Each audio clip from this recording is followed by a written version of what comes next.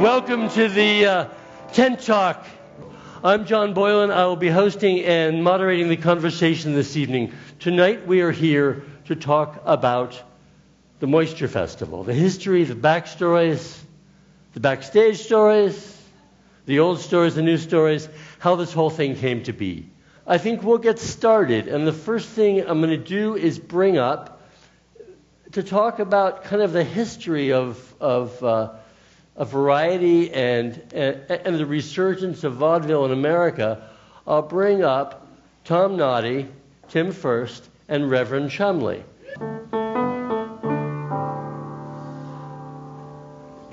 All right, so I think the reason you're here is to tell the story of the antecedents, the basics of how this whole thing started. So who wants to go first? I will go first then. Excellent.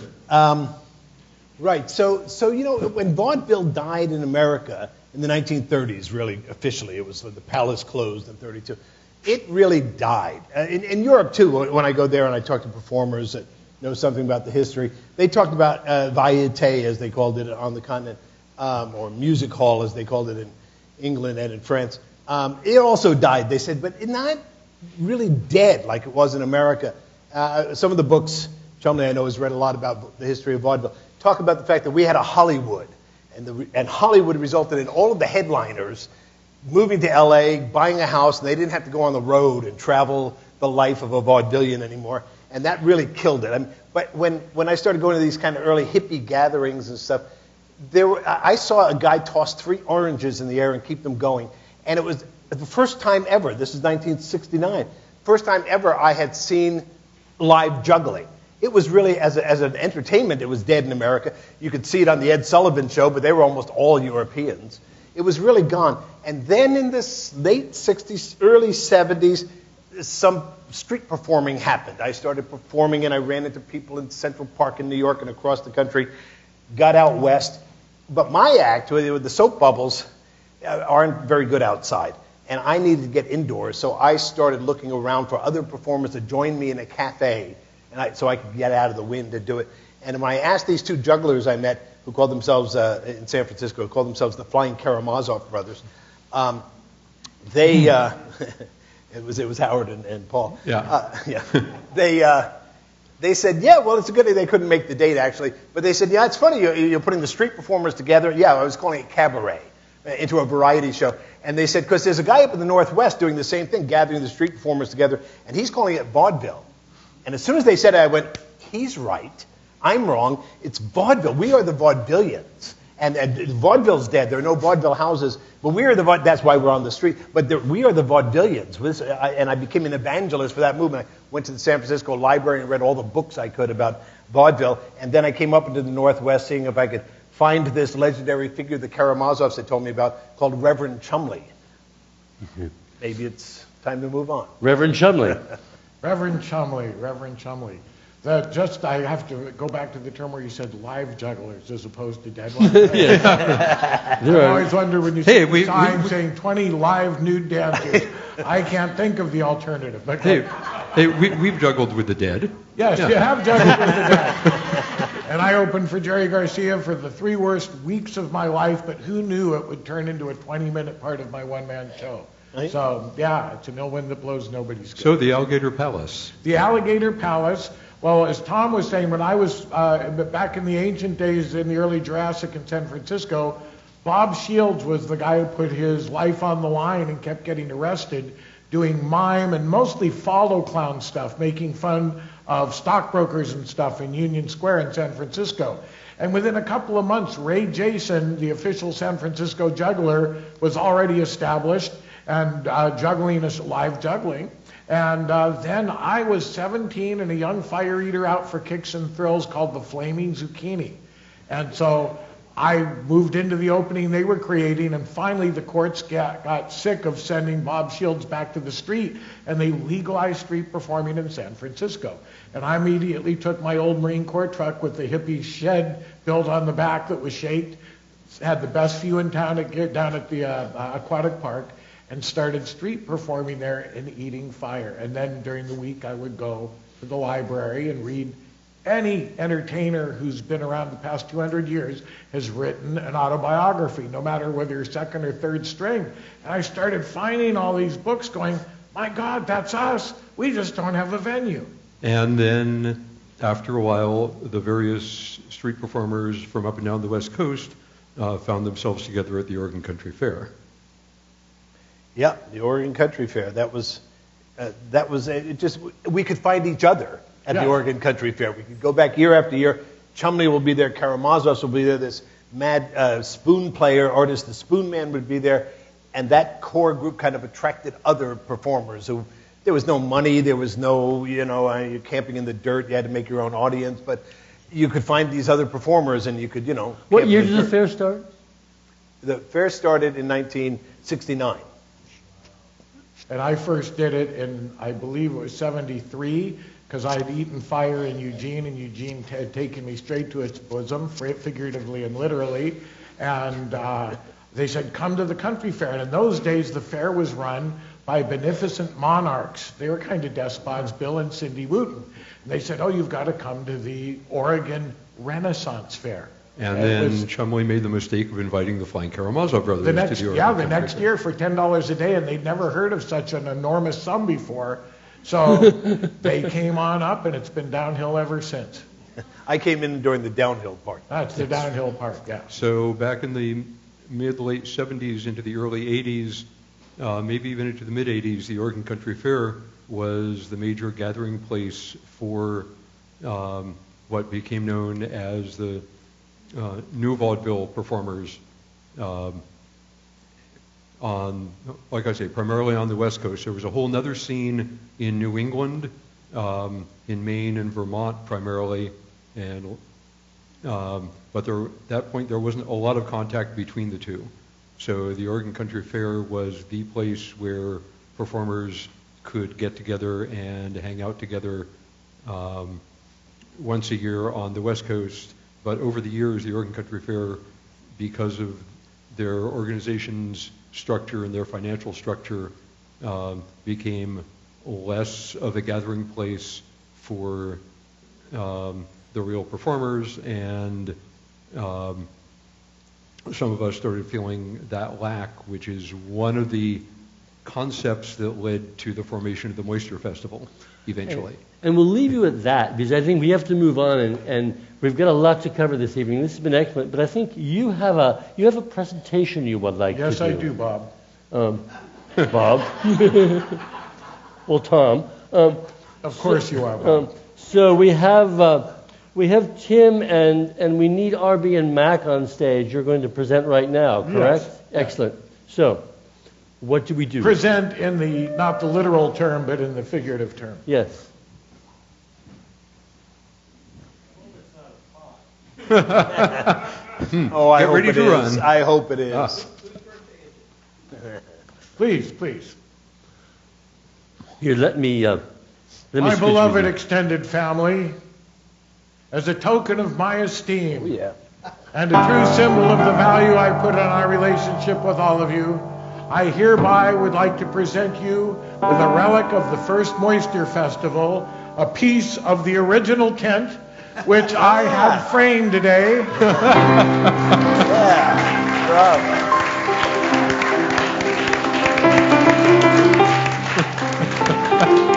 And finally, you look relaxed, because I told RB 2 days ago I'm going to make a presentation to you, and he's going, oh, fuck. And I'm so old that I couldn't even let him stew for 2 days. I said, oh, don't worry, old timer, it's going to be fun. And he still stewed, so I got both satisfactions. And I also autographed it, and if you'd like to read it, Mackie, the autograph. To the Moisture Festival gang, an uncultured people will never outwit the enemy. Reverend Chumley. I stole it from Chairman Mao. What can I say? Now, there's already been a lot of cures, so you can enshrine that wherever you'd like. Thank you for indulging me.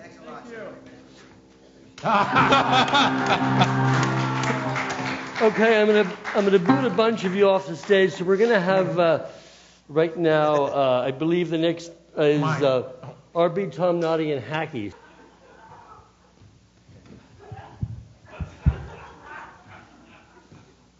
All right. Okay. So, without further ado, And I do too. whatever ado we do, Yes. we do ado. So the story goes to Berlin. Who wants to tell it? I'll start it, right. So, so a number of years later than we were discussing, Oregon Country Fair had become the center of this new vaudeville thing along the West Coast. And then I did some TV shows, and I had a lot of attention. I got some juice in German television. And then I was invited to perform at a variety theater, the opening of a new one, in Berlin, and with the Castors and some other performers that have played Moisture. And we found out that there was another variety theater across town that we could see after our show on Friday and Saturday, where the Chameleon, Varieté, did Mitternacht shows, midnight shows. And we went over there every Friday and every Saturday night, where we found a lot of other performers who lived in Berlin were making their way for the same reason. We could see shows after our hours. And one of the 5 owners of the Chameleon Varieté was Haki Ginda. Yeah. Haki had been... Excellent. So I was sitting at home and I got a call from Tom Noddy, and he was like, "Hey, my girlfriend can't go to Berlin. I'm going to this comedy variety festival that Haki's putting on. Do you want to go?" And of course I had to ask my wife, and she said, "Sure, go ahead." And I was like, man, I love my wife. And so Tom got me the ticket, and I flew over there. And this was like happening in the middle of Berlin. The wall had just come down. And it was the Chameleon Theater. It was 2 tents, one big one, one smaller one. And then a couple of storefronts that also had the shows. But the heart of it was Haki's Varieté, the Chameleon Theater. Now, I had met Haki already at the Oregon Country Fair, and we had a great time at the fair. And so I already knew who I was going to go see, and of course I knew Tom Noddy, but I really had no idea how cool it was going to be.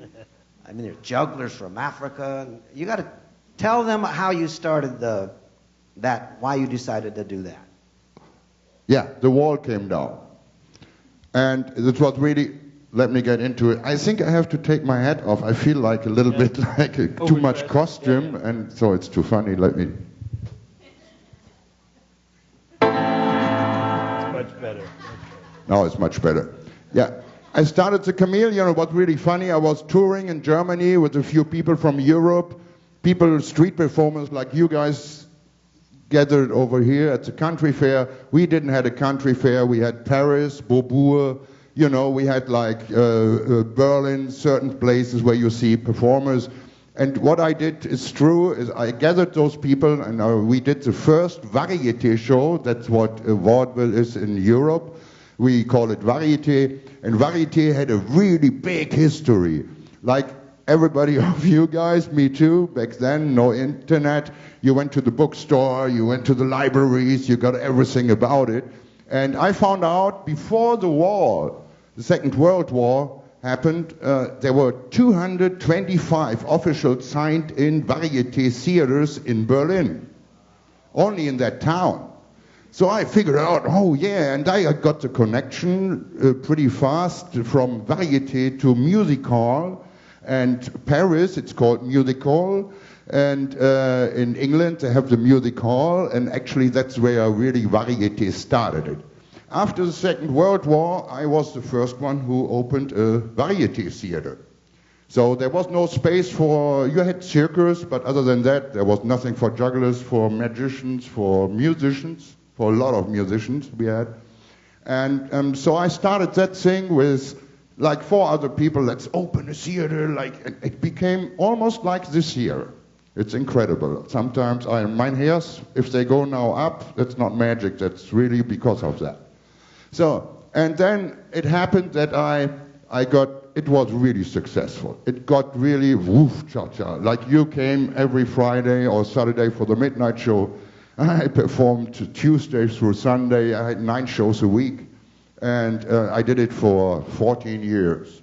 And that was pretty cool. And I mean, I did not perform every day like this, you know, but a lot of. Okay, whatever. Comedy Variety Festival. So, and then I thought, okay, I found out so many performers from Russia, from all over the world, came to visit us, like you guys, and I decided we need a festival. We need something like a, woo, yeah, New Year's, get a rocket, shoot it up, and, you know, a big thing. And so that's where I thought, I can't do it alone. You need money for that. The first thing, what is really incredible, and it looks like here, again, I found a brewery who gave me 150,000 euro, marks, back then, for that festival. And I got that label, it's called Beck's. It's a pretty big company in Germany, actually worldwide. And I went right away to Lufthansa and said, hey, you want to sponsor that? And they said, come on, I give you 50,000 and we give you 25 flights worldwide. And that was like, okay, we opened that bottle of champagne and thought, okay, that's what it is. So since we met Tom Noddy in midnight shows and watching him performing in the other theater at the Winter Garden in Berlin, I thought, of course, I have 2 Australians, I have 2 people from Japan, I have 2 people from there, from Paris, the Castors, and other people from all over the world, and we got 2 tickets for you guys. And that's how they came. And every time through the festival, what was a great success, in the end, we did something wrong. We made a big finale, like a curtain call on the street, right in front of the Jewish synagogue. And no one since then could have that street for a performance. And we blocked the whole street and the police all over, and we had a big parade from there to only there. So the people walked around, but it was 10,000 people. And it's called the Laugh Parade. So, and now you have many laugh parades over the world. We should have done that for the opening. Yeah. However, but that was like, it broke the ice between the audience in Berlin, and we got so much respect out of that festival that Tom Noddy said, when I told him, come on man, do the midnight show, we have 100 marks for you. 6 months later, he's calling me and telling me, hey listen, you want to do a midnight show? $100? I said, yeah. Come to the Oregon Country Fair. And that's what I did. Cool. If you want to know more, I think you have something to say. Okay. And the one, just quickly, let me sure, just say good. about that, to have all these performers in Midtown Berlin at that time, and we happened to have good weather during that little festival there, there was a lot of hanging out after the shows and in the morning for coffee. And just like the festival here, the hanging out among the performers is really what, because we ended up sitting around a table going, God, we should do this in Seattle. We should bring this back to Seattle. We were all going, yeah. And, but that hanging out among the artists was one of the big things about that festival, because hockey set that vibe. It was about the value of this kind of entertainment. So on that note, let's bring it back to Seattle. We're going to bring Tim back out and Mac DeVee. So here we are, back in Seattle. Mac DeVee, Tim first, Ron Bailey. How did it happen? And I'll let you guys introduce Phil. Phil O'Brien with Hales. Hales. And he'll come on pretty shortly. Actually, I've got to say, I was inspired by Ron with Duquesnoy at the Oregon Country Fair for probably 37 years. I watched him closely and just thought, this is so cool.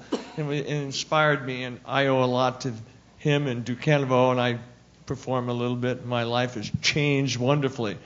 And I had just been wrapping up a circus at that time, and the fire marshal was saying it was a bad idea, so we had to move on. And I remember that I wanted to talk to Ron, and I forget who called who, but somehow we connected, and there was that moment of let's talk this out, let's see if it's possible, and we brought together a few people, including this guy right away. Well, I got one here. Okay, You're fine. I have my own mic. Yeah, it was like, you know, the country fair really, it's such a wonderful experience, and I have such high regard for the performers at that fair. Most of them, actually all of them, are just, I found them to be really nice people, and they were people that I wanted to raise my family around and hang out with. And Mac and I would talk down there, and he would often say, "Come on, man, we should do this in Seattle, man. How can we do it?" And I was like, "How do you do a country fair in Seattle?" You know, I couldn't. And then after Berlin, I was like, "Mac, I know how we can do it." And we came over, the Cirque du Flambe had an infrastructure, and there was a number of people who did production Hold at on that a second. time. Who was the Cirque du Flambe? Like in a minute. In a minute, it was a circus of fire and pyrotechnics that ran for about 12 years. Fire marshal, I think, stopped us with, I think he said, "You're a bad influence," which we were, of course. And it was an idea. It was a small idea. It had a lot of fun. It lived its life. It was extinguished by the fire marshal, of course. But it was there was a number of us who wanted to do more. And actually, we were looking at British Panto at the time also, which is another variant out of this place. But it was the idea of a festival. And that was a thing that really lit us and wanted us to move forward and do something new.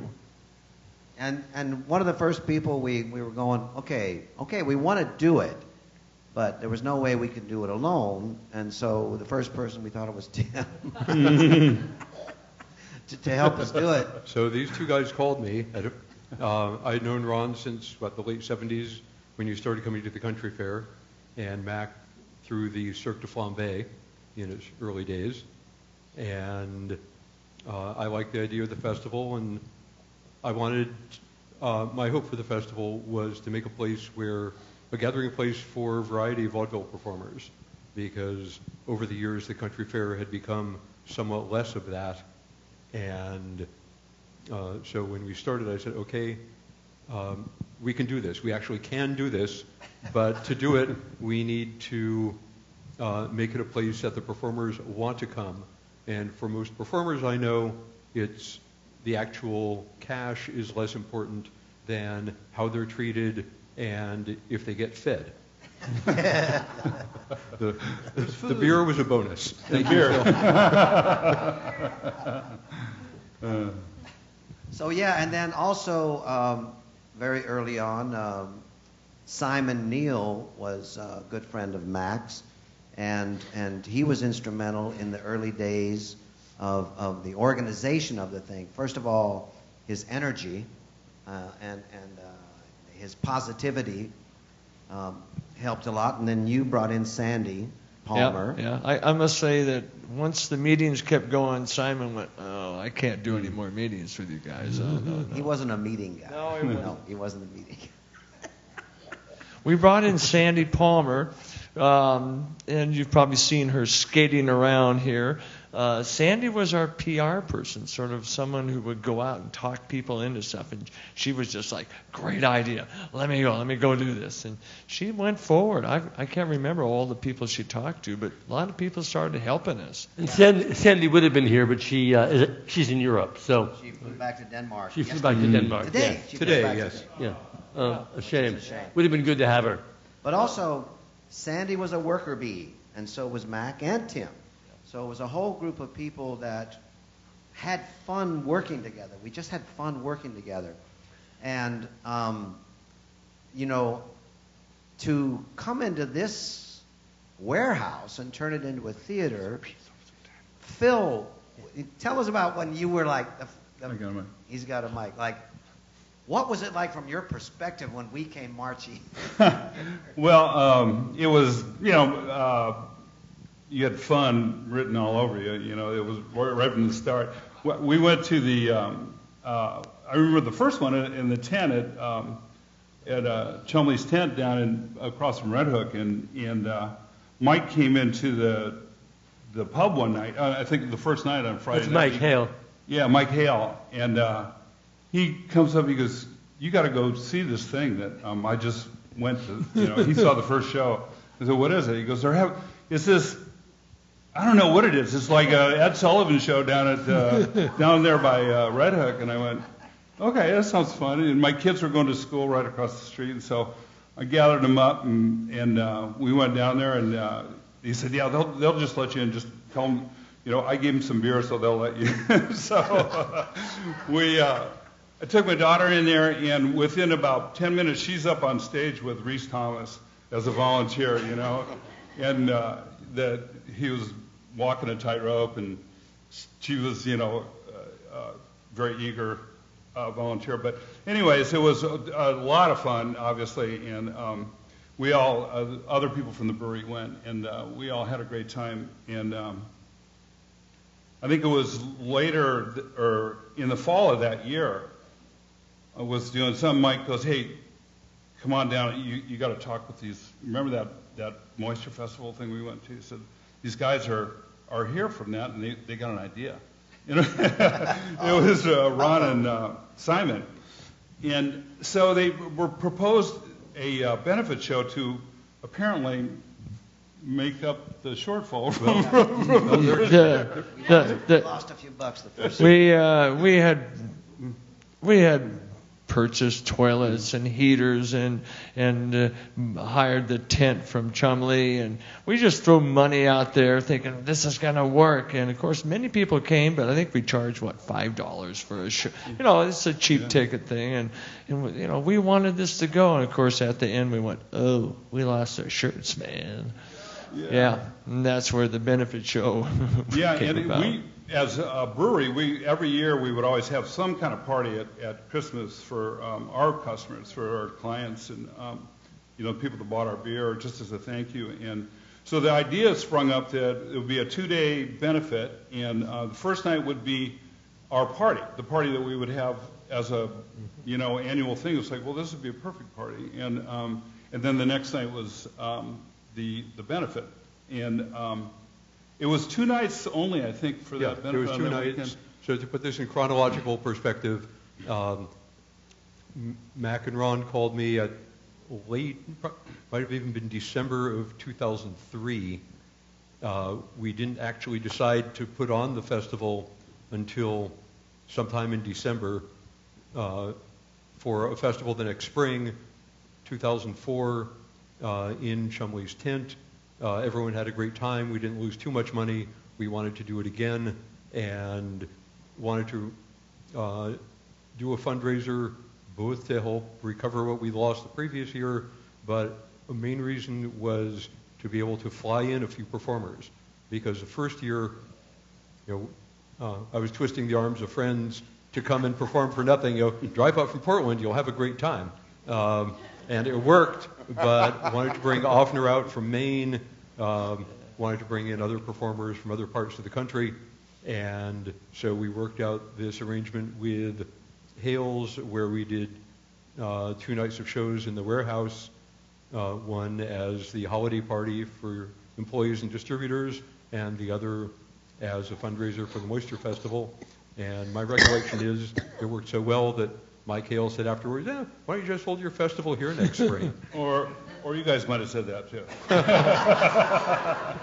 But, no, that's true though, because Hale has great openness to that. It's like one thing within like the first 3 months of my working with him over in Colville, some guy had just come through from Montana and talked to him and said, I'm a director. I like to put on plays, and I've got an idea about putting on Romeo and Juliet on the streets of Colville.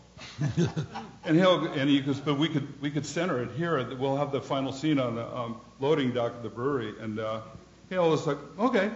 And so they did. It was a 1-day play. He had like 5 professional actors, and all the rest were townspeople. We had a car crash with the gangs fights, and it was pretty funny. But he's always had a big openness to arts groups in general. I think he knows the fun that is generated by that, and he's this question about is the festival going to, keep going, or is it going to be here, or is it going to be displaced? And he has always said to me, as long as I'm here, it's going to be here. So cool. That's lovely. Perfect. On that note, I think we're going to move on to the next segment. This has been great. Thank you, guys. So Tim, you stay on, and I think you're off, and we're going to bring on Randy Minkler, Jen Wendrick, and Rhonda Sable to talk about the early years and the basically how this whole thing was organized, coming out of a tent in Fremont. Hi, I'm Rhonda Sable, and thank you. I was the company manager for the Flying Karamazov Brothers for 16 years. I am the guest relations manager at the Seattle International Film Festival for the last 12 years. I'm also a member of Ducanovo. So I was the obvious choice to try to bring on to wrangle this group of vaudevillians, who I call my family, still make it fun, but make some rules and regulations. That was a task. So for the first 5 years of the festival, I performed. We had a can-can troupe. I performed with my can-can troupe. I helped with a few little things. But it was obvious that we had grown so quickly and in such a way that I don't think any of us really totally expected, that we needed some systems and procedures. So in 2009, I became the director of smooth operations. That was a task, and got a little pushback from my buddies here, but we finally got some systems in place and procedures that to this day are still used to make the festival move forward. The other thing I did that I was really excited about is I realized that in the early days of vaudeville, there used to be movie theaters, and they would show movies, and they would have vaudeville performers in between the films. And I thought, what a perfect idea to try to collaborate with the Seattle Film Festival. And so I tapped my colleagues there, and we started a collaboration with SIF that went for about 5 years, where we did films, old films, short films. We did one program that was a film with Miles and Karina doing an original score with the film. Just collaborations to try to bring back that sense of what vaudeville used to be when there was films and live performance. So we did that for about 5 years, and I'm hoping we can do that again at some point. For me, that was going to those films was pretty much the education in the history of vaudeville. It was amazing. Jen, a couple things from you, but I know we wanted to talk about volunteers. Yeah, so I came on board officially, kind of inherited Rhonda's system. She set us up great. Came on officially in, I think we decided it was 2012, but I had come back, I started as a volunteer in 2006 or 7. I honestly cannot remember. And to that end, I talk to all of our volunteers all the time, and everybody has a volunteer story. How did you wind up here? Why are you here 5 days a week working for absolute free? And it usually comes down to one person, and it's that, oh, so-and-so had said, you should come do this cool thing. It'll be fun. Trust me. And you wind up doing one shift, and you wind up doing 5 shifts, and then you're here for 4 weeks. So that's how I came into the festival myself. And our volunteer pool, just to speak to that briefly, I've worked for a number of different organizations, and we have the most amazing family of volunteers I have ever had the privilege of working with. So I see many of you out here tonight, and this whole festival, going from a weekend in a tent to 4 weeks of over 40 events. We were looking back at our history. We had a couple years where we were doing as many as 5 venues a year. I mean, the volunteer crew, you guys make it possible to do this. We sit down and we think, oh, can we do it? Do another year? Yeah, we can do this. But it's the hours on the floor helping our patrons, helping our performers, crewing our shows. Everything comes down to the fact that in the end, we have a staff of like 500 people who come and do this for love. So thank you, guys. And Randy, You've worn two hats pretty much in the festival, right? Yeah. You want to talk about that? Maybe Tim should talk about his first. Okay, good. I'm sorry. Is this on? Yeah. Well, Tim, sure. Start if you doing a want hockey routine. Quick chronological perspective. So the first Moisture Festival was in the spring of 2004, 4 or 5 nights in a tent. The next year we moved in here. For the first year, it was an active warehouse. They just used forklifts, lined the wall, moved all the kegs and pallets of beer up against the walls. We rented porta potties, brought in some lights, built a stage, and set it up as a cabaret with little tables and chairs. And by the second week, we were selling enough tickets that we had to start pulling out the tables and adding more chairs. Over the years, the stage got rebuilt and eventually the good folks at Hales put in a lot more infrastructure, indoor plumbing for one, a place for lights and sound. I think what happened was, after about 7 years or so, the city of Seattle said, getting a temporary use permit every year can only do for so long. If you're going to keep doing events here, you need to actually get a permit to do events here, and which required a sprinkler system, exit lights over the doors, all those things that the city requires. And Hales went forward with that project, which made it possible for us to continue to operate here. And so eventually it went up to 3 weeks, 4 weeks. People started saying, why don't you do 5 weeks? Why don't you run the festival year round? And we said, well, because we would drop dead. And go crazy, right? Yeah. And we finally decided that after about 4 weeks, that was as much as the staff and volunteers could handle, because some of the people actually had a life the rest of the year outside the festival. But it started with a very small group of people doing a lot of things.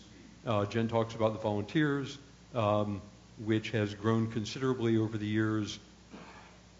At one point, I was booking the performers, doing the bookkeeping, writing the checks, arranging flights for performers, arranging housing for the out-of-town performers, and performing occasionally. Oh, also... an unpaid job, I just want to add. Hanging, focusing, and running the lights for most of the shows.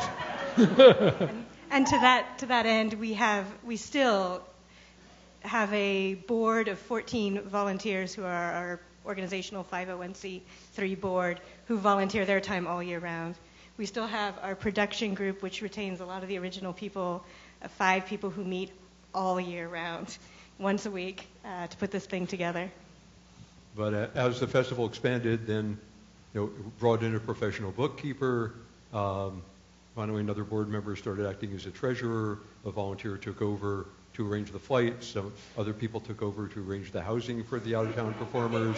I've been trying to get rid of and actually about around the fifth year, there were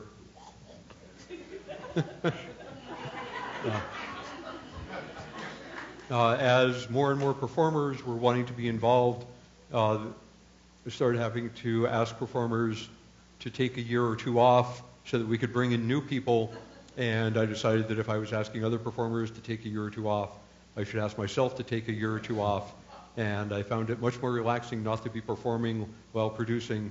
And since then, I've only performed a few times, usually if a performer got sick at the last minute, and I could run 7 blocks up the hill and grab some props and come down and do something to fill in. Cool. Lovely. So, who's yeah? So who's joined us here? This is Godfrey Daniels. Personal friend of mine. I got him involved in the very first festival in the tent, and he came about. He was at the Oregon Country Fair one of the first years, the second year that I was involved in it, and we did a circus play called Cirque du Cannibal. And so we needed a clown, and I went to the costume shop and started putting things together, and he turned into this. And has since become famous. I had been doing costumes since I can remember when I was a kid. So. And I did want to ask you, where does the name come from? Oh, W.C. Fields. He in his movies he would say Godfrey Daniels instead of God damn it. and I don't know, I looked at him and it was Godfrey Daniels.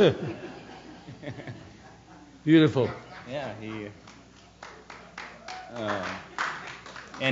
loves to perform here, and he's evolved and multiplied, and had children and a wife, and he's grown. All right. Anything else before we have a little brief intermission? Yeah, one brief thing about the structure of the festival.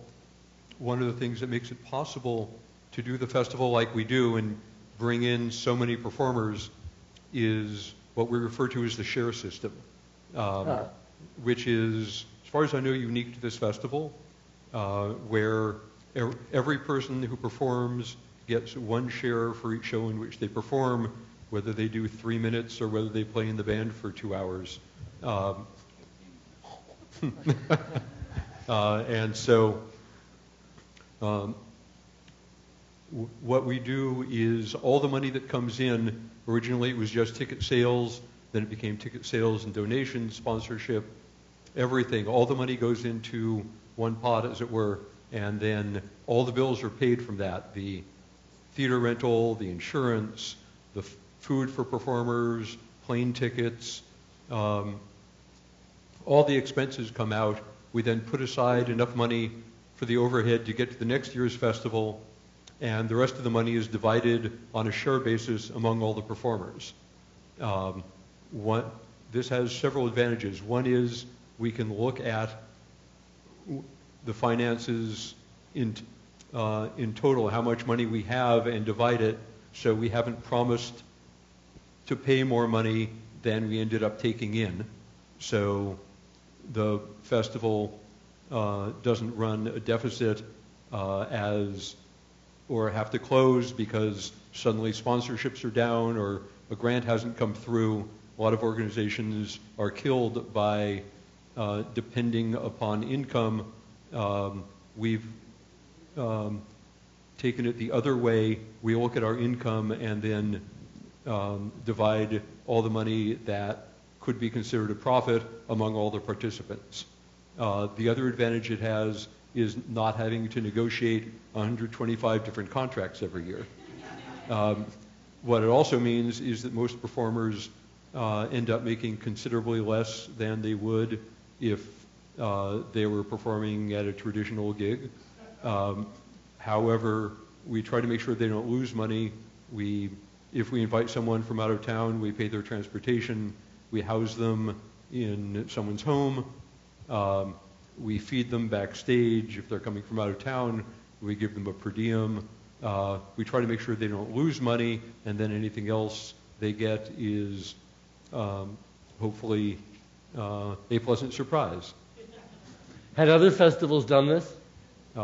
Not that I know of. So this is pretty much an innovation out of the Moisture Festival.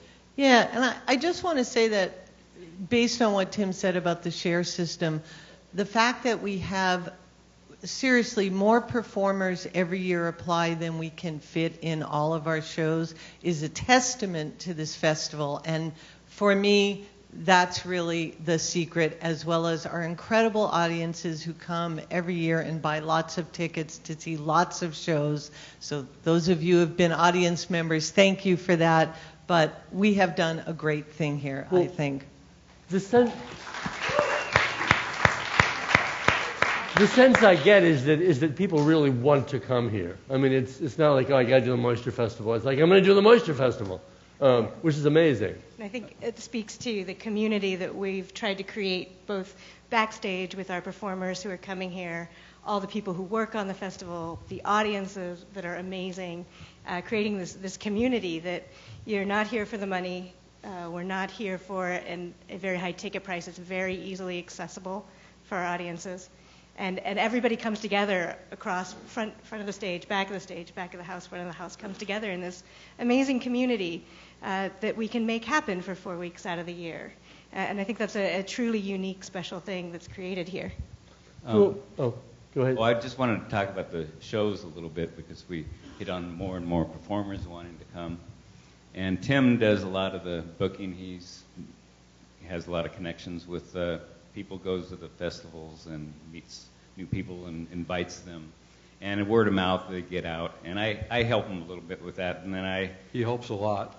Well, my job for a while now, a few years, has been to put the shows together at the variety shows and try to give everybody enough shows and then make the show orders and try to, make a nice show.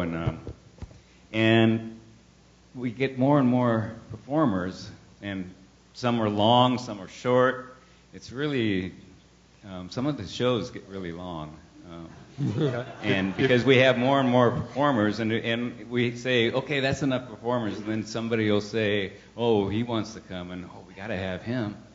And so that's been my job, and that's why Godfrey's in so many shows. So one more word from you, and then we're going to break. Yep. I wanted to add one more thing. I don't know if anyone touched on this, but one of our goals from the very beginning was to keep our ticket prices low. We wanted to make theater that was affordable so that families could come, parents and their children, and it wouldn't cost them $500 or $600 for an evening out. And we have really accomplished that. I think our ticket prices have gone up $1 or $2 over 15 years. Okay, so what we're going to do is we're going to take a 5-minute break, and then after that we'll bring up some of those performers to talk about how they got in the Moisture Festival and what it means for them. All right. This segment's pretty easy. It's what you guys do real well anyway. Talk about yourselves. So, wow.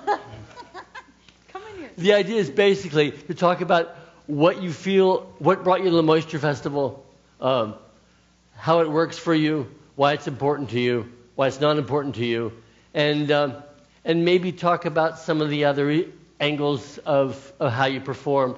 So maybe, Avner, you had a comment backstage, so maybe you can start off. Someone mentioned at East Coast Festival, some years before Moisture Festival started, a friend and I live in Portland, Maine, rented a theater to do a series of shows of mine the week between Christmas and New Year's. The next year we had so much fun that we decided to split the week and invited some other performers and continued doing that, doing evenings of full shows, evenings split between 2 performers and sometimes 3 performers. And there was no end of complaining. How come he got Saturday night, I had to do Friday night, we had snow on Friday.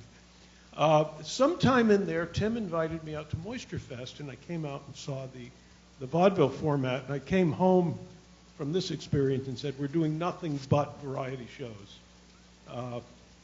which we did for 15 years, and also used a share system to pay the performers, and we were constrained to the week between Christmas and New Year's because it's the only time we could get to the theater. And in 1 year, we had 2 blizzards. My partner got divorced, remarried, and got a full-time job. And we went into kind of permanent hiatus, which is where we are now. And it was called Fizzgig. It was a physical comedy festival. I went out of town. When I came back, there was a committee that had come up with the name. So how did you? And then so Tim brought you out here for the Moisture Festival? Yeah. Hey. Hey. Yeah, I'm from back east also, and joined the Royal Famille du Caniveau when I was about 20 by marriage. I married in at the highest level, which worked fine. I met Kayla when she was inside Kathy's. That must It was have been almost an 15, awkward 16 handshake. years ago. Well, it was more of a Vulcan kind of hello. And then somehow or other became one of the Karamazov brothers. Tim taught me to juggle. I didn't know it was a virus. Passing on. And then I took his place in the troupe years later when he wanted out. So I was kind of primed to be, and trained as a musician, I was primed to be, band person here in a way because I knew about the variety thing and knew about the music making. And my friend started this thing, and I heard about it for the first couple of years. It was busy, and then when I came out, I was hooked, and managed to sub here and there. John Olafs used to run the bands here, the Fremont Phil. I should say I'm one of the band directors. That's what I should say. That's good. Nobody knows that. Yeah, sorry about that. I run the Naked Truth, which is the stage band. We're all set up over there. And these days we do the second half of the festival, so weeks 3 and weeks 4. And let me start over for a second. And our obsession is to play as much of the music live as possible because there's lots of canned music in the world, more and more and more of it. And I have become obsessed with the energy that happens when there's a group of humans in a room and everything is happening between the humans in the room. All the energy exchanges, all live. It can be amplified by electricity, but that's what's happening. And the timing of everything is subtly different because of the room, the weather, who's in the room, what time of day it is, what happened in the world today, how we all feel. And when it's live, it can be that way. And so many of the artists come here in a variety setting. We don't have weeks of tech where the band gets the charts and somebody's paid a lot of money to make arrangements. And, the bottom line is the big deal at most other places. And there's very little live music in the vaudeville world. And maybe on Broadway you'll have a live band and everything's the same every night. You dial in. Here, people are, like every other variety environment, people are flying in with their tape. They show up the day up. They give their tape to the person. They say, when I put my foot on the stand, let the tape fly. And my thing is, send me your tape. We will learn your music. We will find 15 minutes to do it with you. And hasn't it been fun? Yes. It's been really fun. Yeah, it's been impressive. It's crazy because I don't sleep a lot and I do all these arrangements. But if I did it all year long, it's like what Tim was saying. If I did it all year long, I'd go out of my mind and I'd want to get paid for it. I don't get paid for any of the arrangements. But it hones my skill, and I have attracted the most beautiful band. Don't I have a great band? Yes. These guys are obsessed, and they're so good, and we have so much fun playing music for people.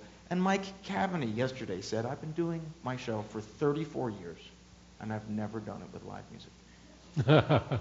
And his wife, Tina, and we played live for them both, and she had never done it with live music, and it's its own reward. And that's basically what I have to say. And the trust issues are so fascinating to me. People come in wanting to be safe. And this is not the place to be safe. Yes, safe, you don't want to fall. Which is partly why playing for the aerialists is the most exciting thing. Yeah. Because they're so attached to the beats of their music. And then they find out, well, shit, they're playing it live. If I don't end at the exact right time, they'll keep playing. Yeah. Until I put my feet down, you know. There was a great moment when this wonderful juggler had a gig here last year, and I did music for him and his wife routine. But this one, he said, no, this one, I'm so tied to my music. No, I'm going to do this one live. I said, okay. And it was a bad day. He dropped everything. And his music ran out.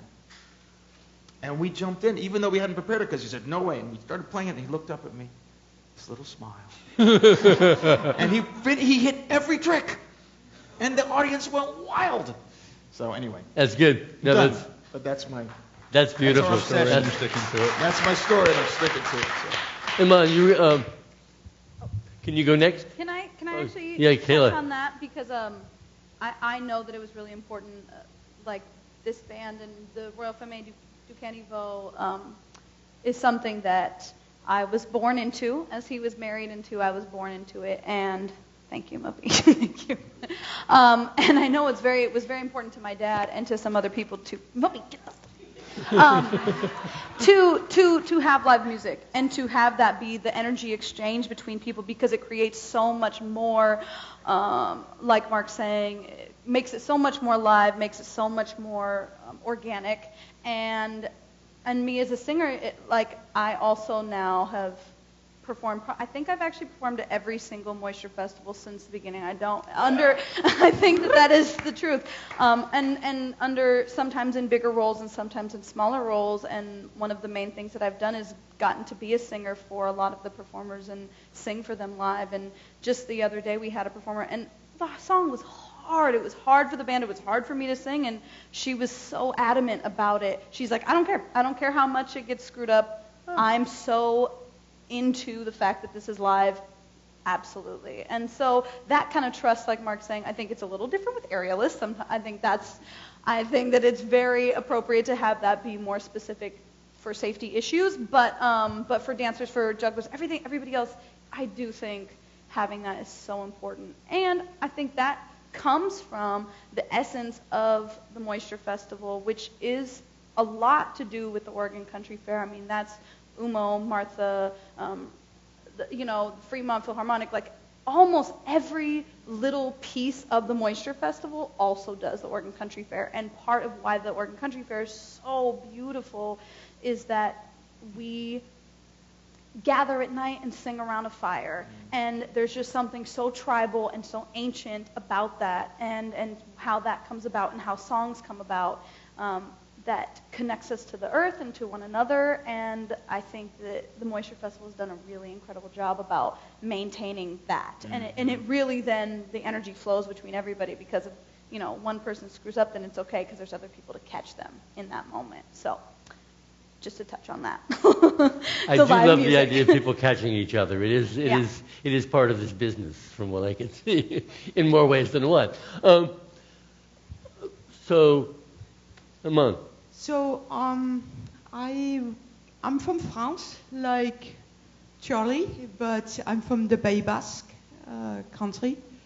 And I came to the United States for the first time, I think it was in 1991 or so. And I went to Hawaii, to the Hawaiian Juggling Festival, because I'm sort of a juggler. Is that where more you or picked less. up that accent? Yeah, I adapted that accent in Hawaii. And then also, I met Tim and many other performers in Hawaii, and there was a wonderful juggling festival there. But I could not come more often to the US because I was writing my PhD in astrophysics then. And, no big deal. Like you do. like who hasn't? Yeah, like you do. That's good. But once I was done with it and I experienced more of these beautiful ways of living, sure, performing, and I decided later on to do that. So we moved to the US, and I never made it to the Oregon Country Fair because I couldn't find the hotel there. There was no Hilton. So I never made it in the summertime to the Oregon Country Fair. Besides, often in the summer I'm in Europe traveling and working. And so one time Tim and other friends were telling me about the Moisture Festival and you should apply for it. And so I did, got in, came here, and was just completely blown away. I mean, the amount of work they've been putting in, the performers, the friendships I made, and not just Americans, but Frenchies too, and Germans, yeah, and many others. And it was just really wonderful. But most of all, what really was great for me was I was studying also with Avner in the Celebration Barn and Julie Goel. And I was working on my solo show. And coming here to the Moisture Festival, I could take sections actually out of my solo show, bring them here on stage and work them. That means really develop them, because we had the opportunity also to work multiple days. So you don't just have one show and then you're done. But we had the opportunity to work it multiple days, multiple times. And so even if it's just a 5, 6, 7 minute piece, it became more polished. You really worked on that. And also I was lucky that often Julie or Avner were there at the same time. And so I get my notes right over there. Right off stage, I got my notes. So anyways, all that came together and is also the opportunity to create connections with other performers and meet just friends and meet them like you. We meet each other regularly, once a year or so. Once a year, right here. You know, Charlie too. Once a year we see each other and many others, and it's just wonderful. It's quite magical. Especially I'm a solo performer, so I travel alone. I perform alone in backstage, alone, all the time, alone. So anyways, guys, so thank you for having us and make that happen, and I look forward to many, many, many more years. So thanks. So Charlie. Yes, this one better. Yes, I was born in the circus, and I had the chance from circus to go to musical, to review, and to dinner show. And I would like to say why this place is working. You know, because I could talk about my life, but it's too long. There's too much to say. But I want to say why this place is working. When you compare to other kind of show, this is unique. You have a place where everybody sits in front of you and they look at you. It's not like a dinner show where you have to fight for the steak of this one, the soup of this one. Can I get the attention of the people? They don't know. But here, you work with the audience, and that's what is nice. Everybody acknowledge. If you go in a theater, there is a barrier. That here we broke that barrier. Mm-hmm. We are working with the audience. And this is why the people enjoy that. And you know that, of course. And also it's because here is a place of creation. Mm-hmm. And there's a lot of creation, and that's what is nice. And you look what the other does. Oh, he does this thing. Oh, fabulous. It gives me an idea. I want to do something else. And that's what builds the thing, and that's what makes it nice. And also, what I like about this place is a festival, but there is no competition. You know? Yeah. And many times they want us to be like sportsmen. And we are not sportsmen. We are artists. We have a different view. What we do for our life. We don't do it just for a moment. We learn something and we use it all our life long.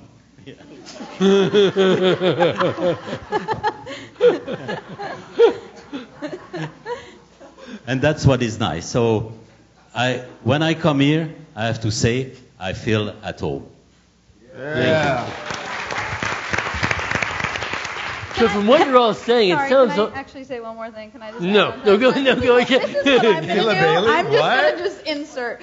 I think that also it shows such a trust between the audience and the performers, because because the show is different every single night, the audience really doesn't know what they're going to get. And you can look at the lineup for the night and kind of go, I want to see that person, but you don't necessarily know. And because it's different every night, there's just such a trust, and there's a lot of volunteers that come up from the audience and are volunteers for the performers. And you never know quite what's going to happen here. And there have been many iffy moments that have gone on, but that magic that is created, and that's what keeps people coming back, I think, is really that the unpredictability and the excitement of that. It just creates such a magic, and for kids, it's so important. And also, just one more thing, in the age of television shows and America's Got Talent and all of, sorry, I don't know if I can say those, names on this, but they approach a lot of these performers a lot, and they're really not good contracts. It's really a weird thing where you just put people on stage to be ridiculed, to be judged for competition, and it eliminates the work that people have gone through to get to where they are, like Iman training with Abner, all of this, like, it is such a huge community and a family, And people devote their lives to juggling, to blowing bubbles, to doing things that other people, it's unfathomable to other people that you're going to be a clown for your life. Like, that's so beautiful. And so Moisture Festival is a home for that. And it's not about competition and money and just, here, go out and let's see if you get the cane and whether you're good or not. It's like, no, you've come here because you found your people. And you're a weirdo, and you've devoted your life to this, and this is a place where you are accepted and loved. So and that's really cool. So it's very important. That's really important. It is interesting to hear that you're basically, the audience sees you all performing, but backstage you're learning. It's a laboratory. You're building up yourselves at any given moment, which is an amazing thing to realize. David. Yes. You're the only one who hasn't spoken yet. What saith you, sir? Which is rare. Which is rare, yes. So my origin story with Moisture Festival really has to do with the larger kind of what was happening in Seattle and what was happening in our community in kind of at the time, because in the late 90s, I co-founded a Circus Contraption. And we had no idea about Oregon Country Fair. Moisture Festival hadn't happened yet. There were a handful of small circuses like ours, Bindlestiff, Yard Dogs, etc., that were popping up as part of what kind of was looked at as a new circus movement. And we were really operating just we had absolutely no real idea what we were doing. We were just in love with the idea of doing it. And I was in a band, and I became friends with Baby Gramps, who's performed here many times, who's a legend. And he got us through his, kind of talking to get to the Oregon Country Fair. And there we met this greater community of DeConneveau and Stage Left and all the people that became the driving forces behind creating Moisture Festival. I remember the year you arrived. It was a great year. It was indeed. And so within that, we went from this kind of creating this thing that we found we loved to this bigger community of people who are carrying that continuity. I know Tom talked about kind of variete and vaudeville, but there was kind of this thread, and it may have lain fallow for some years, but it was always running through there, and it just had this upswelling. And then this upswelling here, and with us, and then with Moisture Festival, and then School of Acrobatics and New Circus Arts, and Teatro Zinzanni, suddenly Seattle had this thriving community of circus and variety artists. And Moisture Festival was always kind of the emotional center of that from when it started going on, because it was a place to honor these forms for their own sake. And it was a place that said, much like Circus Contraption, we're going to present to you something that is on a human scale. You will see people who are like you, who don't have a separation from you, who will hang out and be with you, who have devoted their lives to doing these brilliant and unusual things, each in their own way, that are approachable, that you can see and feel the dream and the illusion of what they're doing, but also it didn't seem out of reach of what could be possible for your life, depending on how you dreamt or what your vision were for your own. So this was always a paradigm for me of like how community can be when it inspires and stays generally on the same level without hierarchy. So that's been an inspiring place. And I went on from there to when Circus Contraption ended. And we performed here for many years, and Moisture Festival let us do entire evenings. It was all Circus Contraption. And then towards the end, when we had a few bills hanging out, we did benefits here. And from there, I've continued to be an MC and host. And now I'm part of the team that is producing the Liberties Burlesque. So for me, I've become a lifer. I like the idea of lifer in the Moisture Festival. I just wanted to talk about something that happened here that, to me, that couldn't have happened anywhere else. I was coming out to do Moisture Fest, and my wife, Julie Goel, who had some cabaret numbers, was also coming. And I was talking to Tim. I said, oh, by the way, our son Zev, who was a teenager at the time, was in Fizzgig with his Diablo routine, and Tim often would call me for recommendations on East Coast acts. He said, well, is he any good? I said, yes, he is. And as a bonus, he can solve Rubik's Cube in 30 seconds. Tim said, well, we haven't had that act yet. Bring him along. So, and he came up with a wonderful, wonderful joke. He could also do it with one hand. So it was in the day of flip phones. So he's up here, and his hands are just a blur, and his phone rings. So he reached down, pulled out his phone, and said, hello. No, I'm actually doing a show right now, but it's okay, I can talk.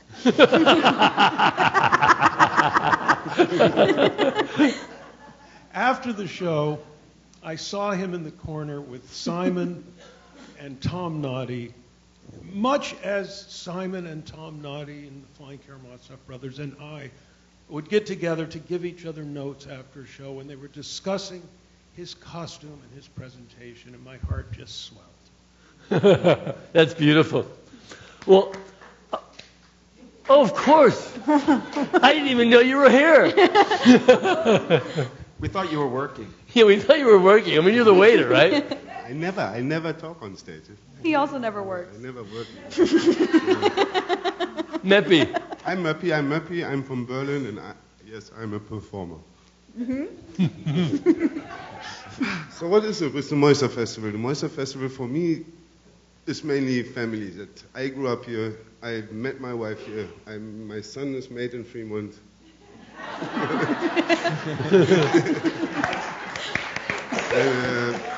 Yeah. I remember. I remember when it all happened. You weren't there. I did skip out on that party that night, yeah. I was all alone.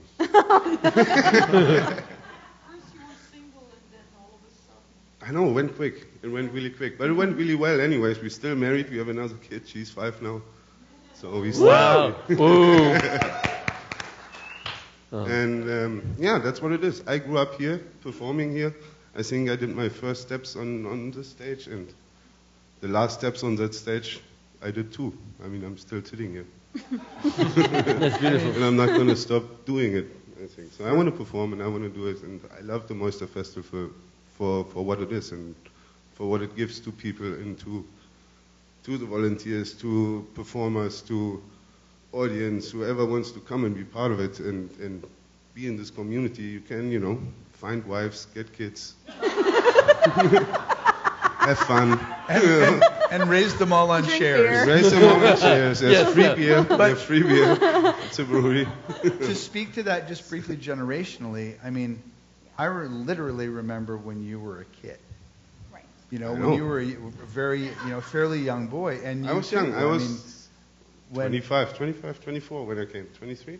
23? Yeah. And Moisture Festival But started I'm the talking year I when graduated you were, high school. when you were younger. In Berlin. What? You were younger, right, at one time? At one time. I was much younger, yeah, sure. I was a lot like that. Sometimes I still feel like it.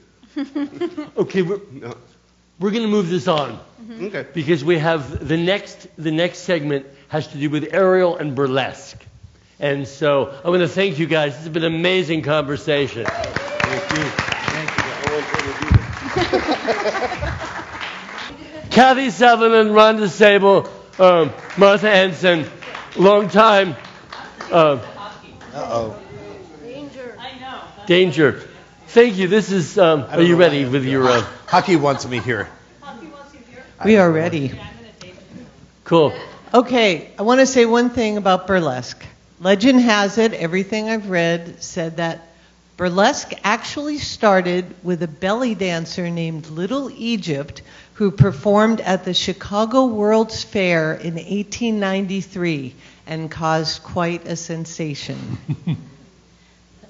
Okay. Well, a while ago, I was working on my PhD for astrophysics. No, I wasn't. That was a joke.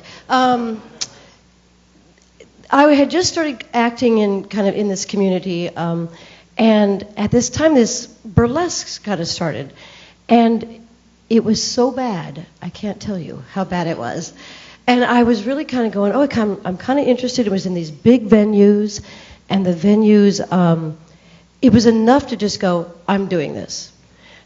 No costumes, lip syncing badly to music, no dance steps, but they were like, I'm doing burlesque, so it's okay.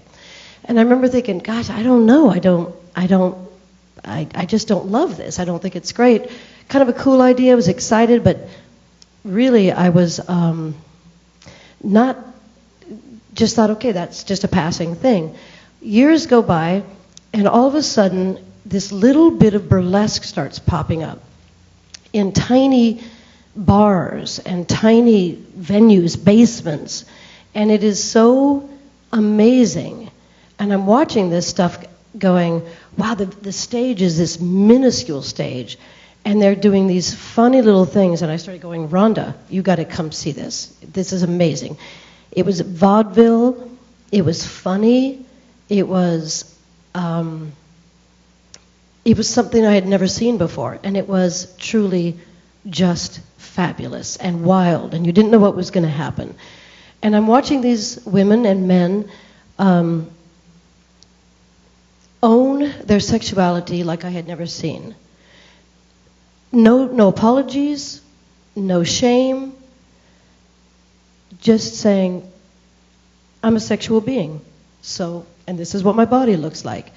And it turned into this, there was funny, there was poignant, there was sensitive, there was just stuff it was vaudeville at its core, but with this incredibly great turn of burlesque, with a funny MC who wasn't very good, but it didn't matter because it was just real and right in your face. And I was so impressed by the people and their unabashed, this is me. It's okay for men to be sexual, it's okay for men to be promiscuous, and here were women going, you know what? I'm sexual. I'm going to show my sexuality. It's going to be funny. It's going to be this. Sometimes it's going to be sexy. Sometimes it's going to be scary. Sometimes it's going to just be. And I was like, this is the most unbelievably freeing thing I've seen, especially coming from these women. And they were powerful women. And I went, this is going to be cool, especially in this city. And tiny little stage. I remember looking at Lily Verlaine doing a point thing and being slightly sexual, but on her point with good skill, and just thinking, this is vaudeville with this thing. And I was sold, and I said, you know what we got to do? I started dragging Rhonda everywhere with me, going, come look at this, you've got to see this. And we loved it. And we were in basements, and we were in dirty little bars, and it was absolutely fabulous.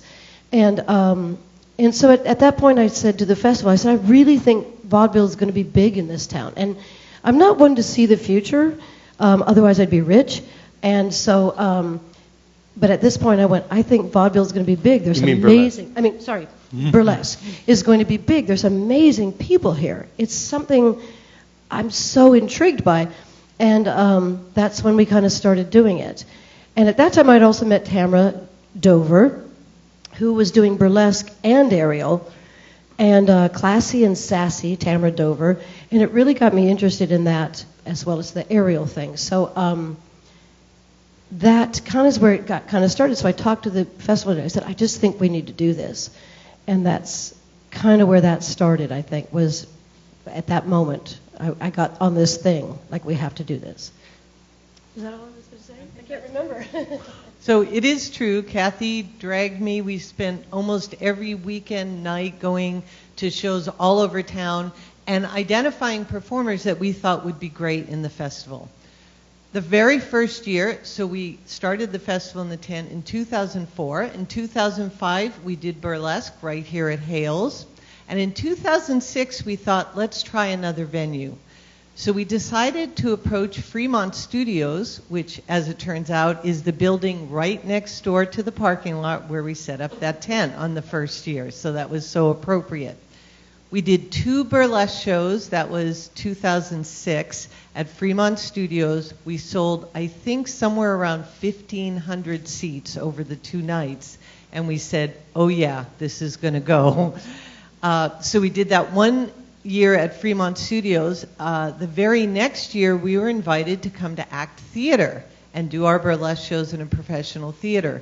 We were at ACT Theater for 5 years doing burlesque shows, which started out with us doing 1 burlesque show here at Hales, 2 at Fremont Studios, until we were doing 8 or 9 burlesque shows a season with each festival. We were at ACT Theater in 2 of their spaces, in the Falls Theater, and then one year the Falls Theater wasn't available, and they said, well, we can let you perform in the Allen, which is their theater in the round. And we thought, burlesque in the round, oh yeah. And we did it, and it was fantastic. It was amazing to do burlesque in the round. So we were there for 5 years, and after that we moved on to Broadway Performance Hall to do the burlesque shows, and they are still at Broadway Performance Hall to this day. So we really made it a part of the festival, and one of the reasons for me, when I started to tell you about Little Egypt, was that burlesque was always part of the vaudeville scene, and then burlesque kind of dropped off and then made a resurgence when Kathy was going around and saying, what is going on here? There's all this burlesque in town. So I really felt, and Kathy and Martha, I think we all felt that burlesque should indeed be part of the Moisture Festival because it is part of this history of vaudeville performers. So do you see burlesque as sort of a sister act to Aerial? I mean, as opposed to stand-up comedy or juggling? I think they're not at all related per se as art forms. In fact, they're pretty different, but this festival has brought together, I would say, these 3 branches: the vaudeville branch, the aerial branch, and the burlesque branch. And for a while, there were like 5 or 6 venues that would happen over the course of the Moisture Festival, and it was really something. It was like a craziness. Kathy'd be like, which venue is the one that this aerialist is in? And we'd be like searching around in our paperwork because it was crazy. I mean, there was a lot going on. Yeah. But there's the aerial. No, I don't think of them as exactly the same. I just think that this festival has incorporated a breadth of vaudeville, and they fall into that category because they're all forms of variete. And so I think that it's more that they fall into this umbrella of a direct kind of relationship with the audience, a super high skill set in a particular vein, and a kind of groundbreaking, magical realm. And they're all in that focus. And to that question, I think there was a time where we went to, we talked to the burlesque community about, the shows and stuff, and there was a little bit of consternation at first because they felt like this is a burlesque show, but you have these aerial acts, and we said, no, that's what we want to do. We got skill acts, we got aerial acts, and we got burlesque, and we melded the two, and we said, this is what we want to do. We don't want to watch burlesque. We want to incorporate the skill and the aerial and all that, and that was really fun for us. And some of the aerial became the opening numbers and stuff. And I want to go back to one thing that Mark said. Remember, Mark, the musician, was talking about how the live music happens. It was when we first did burlesque here, and Indigo Blue, who was an amazing, amazing performer, was on stage, and her music cut out. And she had this moment, and the band kicked in, and they just started playing this music, and she went crazy, and she just said, that was the funnest I've ever had. I've never had a band step in and do that. And she was so excited about that happened, and she just went, and it was the most beautiful moment to see the band look at her, pick it up, and go. And I wanted to say something else about Tamra, the trapeze lady, who kind of gave me this whole idea of the aerial and all the things that connected like that. When I first approached her, I said, hey, we're doing this festival, and it doesn't really pay. We kind of share everything.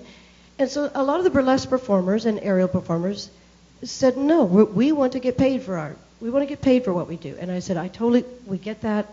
No hard feelings. Absolutely.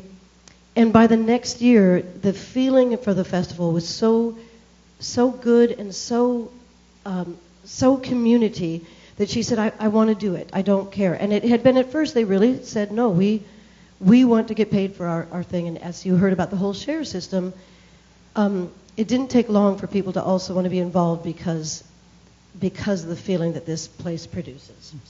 So I do remember somebody talking about how clowning was a response to Ariel, in that in circus, Ariel was up above, it was ethereal, and clowning, yeah, there you go, two mics. Ready. Clowning was down, clowning was us. So, speaking of clown. Well, I think in the circus there's death. There's death. Yeah. And it comes in different forms. There's the skill work, the aerial work would be actually death-defying. And the thrill of watching people doing something which, and recently we've had a death in the aerial community and it's very hard. But it's also the edge that the aerial world lives in. And then the clowns who die over and over and over and over, they get run over by a bus, they get kicked in the face, a horse steps on their head, and they pop back up and they keep going. So there's these two sides of the way that death is addressed in the circus, and I think that's maybe part of why it's so profound for people to watch circus and variety, is that it touches us at this incredibly deep level as an audience. As performers, I think it touches us at a deep level in another way, which has to do with these profound roots that we've developed with each other that are, Kathy and Rhonda and I were going back trying to figure out, looking at dates. It's so blurry. We're all, everybody's half asleep, scrambling forward to the next show. But going back to 2004, 2005, when did this happen? When did that happen? These roots are really old. They go back a long way. They go back with the Ducanivo to their trips to Europe when they were, teens, early 20s. Umo, we all moved out here together in '89. There's these long histories, and all of that develops into this network. I mean, my daughter coming down the main aisle with the Olympic torch at the beginning of one of the first Moisture festivals, lighting the candles for the band with the Olympic music when she was like this teeny little tot sitting on my shoulders. And that kind of relationship that is this profound holding each other up, encouraging people forward as performers. But then the circus end is more, let's see if they're going to make it. Or maybe they won't make it. And the excitement of that. Yeah. To go back to your original question. Did you remember that? Yeah, I have. I just want it's interesting to me to hear this, to hear Kathy and Martha especially, talking about the mix of vaudeville and burlesque. There was a time when that was the case. Before the 1890s in America, it was entertainment for men. It happened in drinking establishments, and it was bawdy. But mixed in that were the Irish tenors and jugglers and other things. Tony Pastor in 1890 opened a theater in New York, and he took out of that kind of entertainment. And again, there wasn't a separation between what became burlesque and what became vaudeville. There was this other thing. It had several names. Honky Tonk was one. But he took only the acts that could work without what they were calling blue material, and he opened a theater called Pastor's in New York, and for the first time was able to invite women and children to the theater to see this kind of entertainment by eliminating that. And vaudeville exploded. It became the major entertainment form in America. And burlesque grew as a separate entity, in excluding those. Ron and Kathy early on talked about reuniting these families, these separated families, when they created the Moisture Festival. And we had a shaky start. There were some, maybe we shouldn't put them all into the same shows, really all of them. There were some reasons for the separations. But we've nonetheless found a way to go forward with, as you say, these strains, New Circus and vaudeville and burlesque coming together under the banner of Moisture Festival in Seattle. I think it's unique in the world. Amazing. Other comments, and then we're going to bring on the Maybe just a little. I'm from Berlin. Like I said earlier, there were several varieties, over 200 before the Second World War. And I lived in Kreuzberg, what is really near to the Hermannplatz. And you have that huge alley where like 35 of those varieties happen at the same time. big concurrents back then, 1920, 1928 and stuff.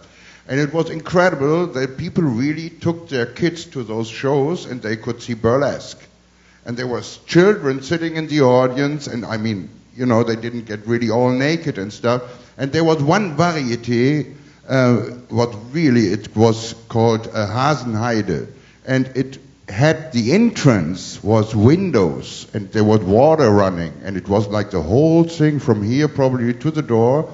I saw pictures of it, right and left, and you had water running and little light behind it and naked girls dancing all the time while the audience getting in for every show, you know. And when I opened my variety, you know, I was looking for like something like, you know, a little, maybe in the midnight show and stuff. But everything we tried back then was like everybody came up and, oh man, why do you have those strippers and stuff, you know? Oh man, how could I explain, you know? And burlesque back then was really red light zone behind the station, those little clubs you had. I tried to put them on stage, not very successful. but when I came here, I saw that, and Murphy and me, we're still talking about it. In Germany, the hype is not that big. David, you know, maybe sometimes you perform, I don't know where you're sitting, but he's emceeing some of those shows, and I go there, and it's really cute, and I think it's really Stone Age comparing to what you have right now here. And I really congratulate you for keep on doing that. I love it. Myself, I'm a big burlesque performer. And some people just call me the ass. Whoa. Well, on that note. You know, there is, in Thailand, they have an incredibly strong vaudeville burlesque tradition. I mean, kids go, everybody goes, and it's the girly boys, and they're unbelievably beautiful, like the most beautiful people you've ever seen. It's all cross-dressed and unbelievable. I really would love to get some of them over here. Yeah, bring them over. I would love it. All right. Well, I want to thank you guys for doing this. We're going to get to Q&A, but before that, we're going to bring out the current producers, and I think you guys will leave, and they'll come out. But before that, I want to thank the photographers. That was the one thing we haven't thanked so far. Both John, Michelle, John, Alan. They've been documenting.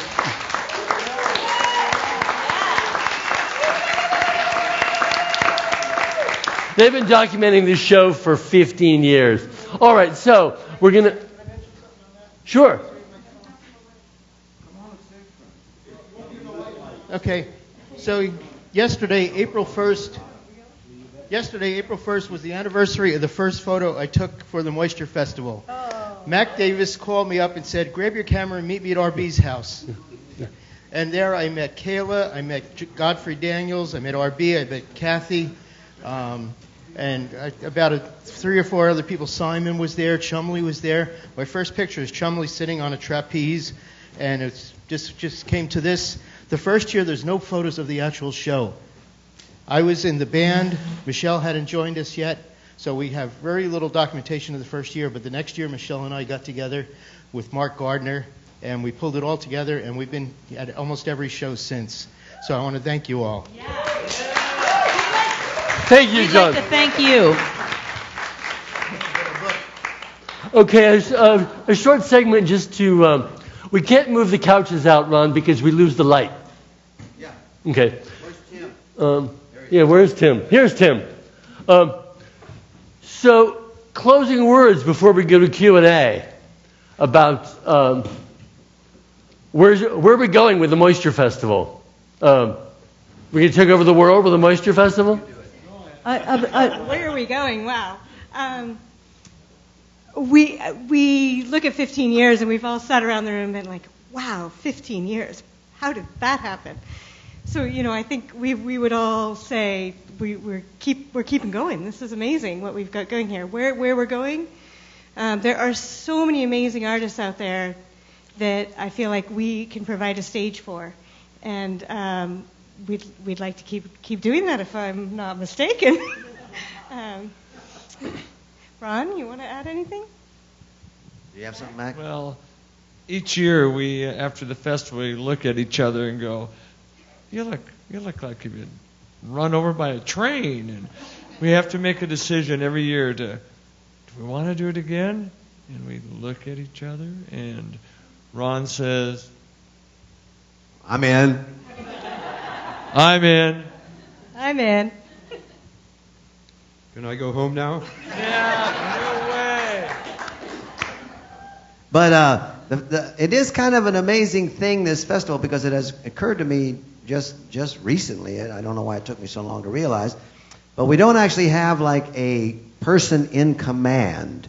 There's not really a boss of the festival. Yes, boss. And no, I mean, I have a certain power in the thing, but so does Tim, and so does Mac, and so does Jen, David, Kathy, and the way that we rely, Martha, the way that we rely on each other is really the essential thing that keeps it going. It makes such a difference when we all agree to do it, and when we all say we agree to do it, we trust each other, we'll do their part. And it's a beast. It's kind of a beast.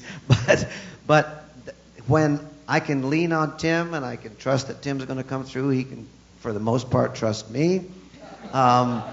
It's that kind of trust among the people up here that I think allows us to keep it going. And does this actually function? Yes. I'd also like to thank Mike Bailey, who was unable to be here this evening. The fifth current producer who, for some reason, took over as the treasurer of the organization a few years back, for which I am eternally grateful, and also does a lot of the construction, set the points in the walls, the engineering, so that we can do tightrope, slack rope, Chinese pole, a lot of acts that we were unable to do before. So each person does many different things for the festival, and it's great to have a group with interlocking skills where no one can do everything, no one has to do everything. And just I'm kind of the newest kid on the block when it comes to being part of a production team, is that my experience is that there's a general sense of being able to support in any given year. Someone may or may not have more things going on and be able to have a greater or lesser participation in shaping the whole, but we all will tend to try and pitch in and fill in where we can to make sure that there's continuity.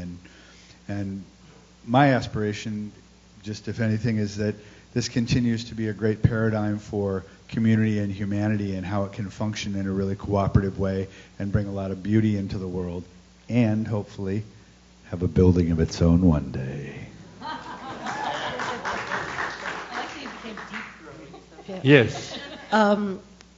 We talk about how at the end of that time we get a little bit like, oh my gosh, okay, can we do it again, as they each said. And then I think it hits us, what if it went away? And then we all go, okay, we got to do this again. Because the idea of it going away outweighs the idea of like doing a month full of a lot of hard work. And we talked about it being a family and a family kind of thing. And I remember walking in going, oh, that's where my lights went. Oh, hey, there's my rug. So yeah, it's a family thing. Just Are you handing me the microphone? Yeah, I think that actually, if I think back to the very first moments for me of Moisture Festival, it's Ron Bailey. And it's the twinkle in Ron's eye going, we got to do this thing, Martha. We got to do this thing. We got to do it. And it's very compelling. And I really think that's what everybody does. Everybody jumps on board with this. We got to do this thing. And, the stage manager has to leave. It's the last night of the Burlesque Festival, and we just lost our stage manager. And, it's fixed. It's fixed. Because 6 phone calls were made, and it's fixed. And I think that the community of the burlesque community and the circus community, I mean, we're such a great connection now with Sanka and Emerald City. And there are all these communities of people who are now stepping in, who are adding to that. I'm here, I'm going to make it work. I'm ready to rig, light, throw some nails in, volunteer, show up with costumes. My dad's got a barn. Yeah, and it's really, Ron, I have to say, it's the moment of your twinkly eyes. Our B's epitaph is going to be, we got to do this. It's going to be fun. As Martha was talking, I was just looking down on the stage, and there are these stage marks. Yes. And they have different people's names on them from where their particular stage setups. And it just occurred to me that if you were to take and have left all of these marks over 15 years, you would literally have thousands of people who have been on this stage and made their little mark on our community. And that's why Moisture Festival is important. Well. So for several reasons, it seemed like the right year to pull back to one weekend. But next year? Also, I think part of that is burlesque is such a strong part of this community. And as we were doing the shows, we were trying to also find, because there was this dip in sales, it's like, how can we really condense what we do into the strongest presentation possible, and also start to, if you will, kind of brand or have Liberties have its own identity, still tied to the Moisture Festival, but that kind of takes the shape of its own. And with the given things that we all had going on this year, it seemed like the easiest and the most effective solution was to put all our energy and cram it into one really strong weekend and see how we ended up. I'd like to just That's true. A little comment. Over the years, we've watched them develop the burlesque shows, and it became very much, at least from what I thought, very cutting edge in Seattle, that people wanted to be a part of it. And over time, as they became part of it, they took a little bit away, and now our competition, our friends are doing some really great stuff thanks to them, their own worst enemies. They've really charged up everybody else in town with a quality, beautiful show. The question was, how much does the Palladium cost? And to speak to that, it's a little bit more complicated of an answer than that for us. So yes, the Palladium's a rental venue outside of Moisture Festival. After where we had 14 years with the wonderful people at Hales, we have a very symbiotic relationship. So at this point, the two are so entwined. They're running the bar. Right. We'll just say it's like an amount that one cannot even comprehend. Yes. For us, and the value to us for being here is a number that we couldn't even possibly put a number on. So for us at Hales, we have this relationship that's beautiful, and we cannot thank them enough for allowing us to be here and be a part of their space. Good question. Hey, what about a big hand for John Boylan for this? Thank you. We have another question.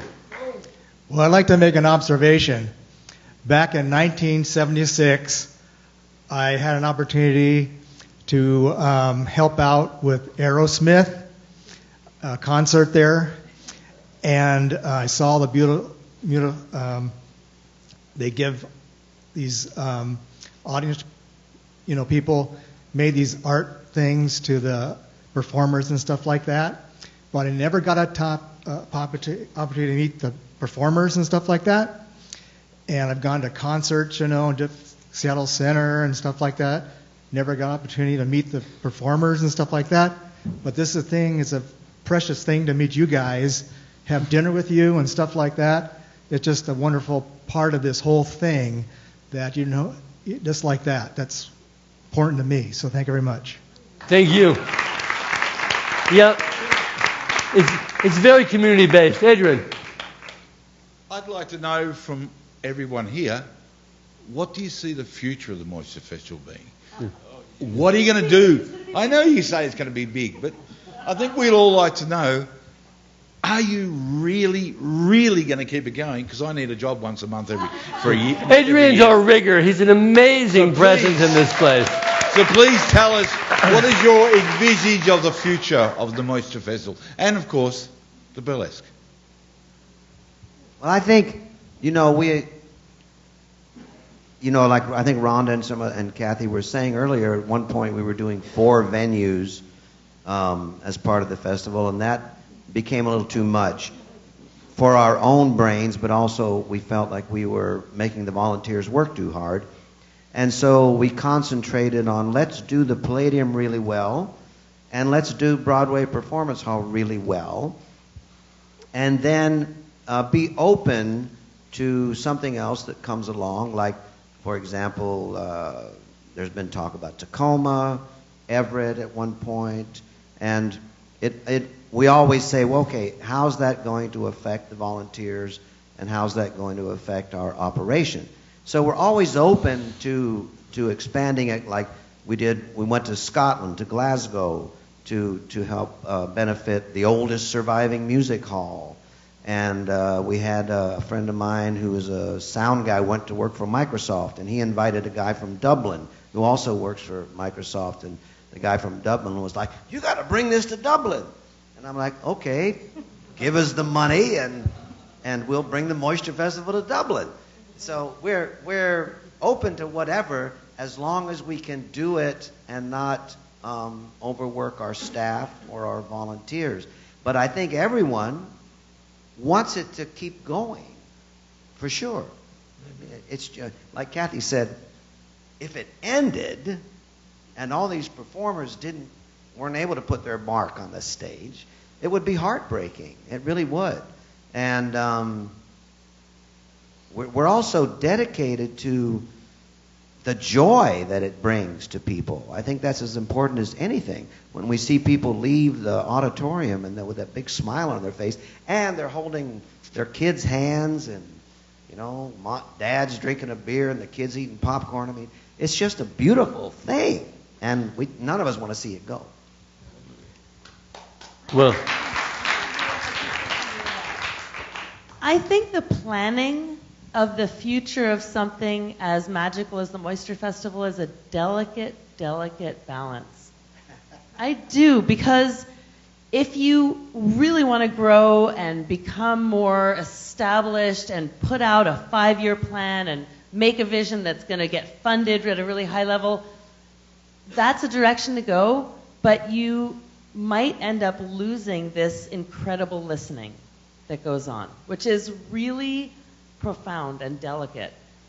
And I've watched it happen. I watched it happen with the Fringe Festival. I started that in 1990, and it went, and different organizations, they get to a certain size, and then they try to get established, and they lose that delicate edge. And I think it's something really worth thinking about, how to maintain the festival and grow it to a point where it's not quite so unstable, where everybody actually does feel like they can get a paycheck and go home and feed the dog, whatever it is, but that it doesn't lose that potential of the immediate and the unknown and the magic.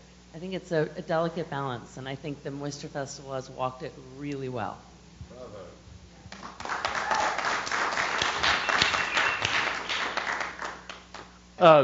It is...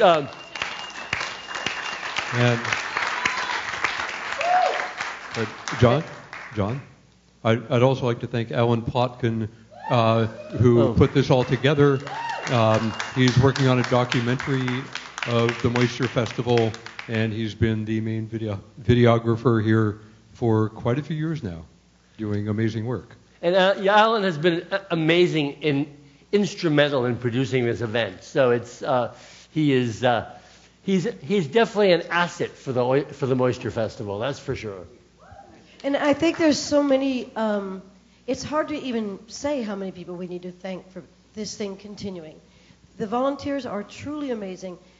Everybody that it somehow has had a part of this. The artists, they're sitting in the audience tonight, some of them, and the fact that they would come and do it, you can't even begin to start thanking the many people that make this happen, because everywhere you look, somebody has helped in some way, and it's just, it's. Thank you. Ladies and gentlemen, thank you so much for coming and hearing this story of the Moisture Festival. And thank you. Good night. All right. Moisture. Moisture. Festival. Take a chance, wear your fancy pants. It's the Moisture Festival. We got clowns, no mimes, rubber chicken geeks. We got songs, no mimes, prestigious freaks. But when those dancing girls come spitting in, the temperature rises. Let the show begin. Moisture, moisture, Moisture Festival. Woo! Come on in, the show's about to begin. It's a Moisture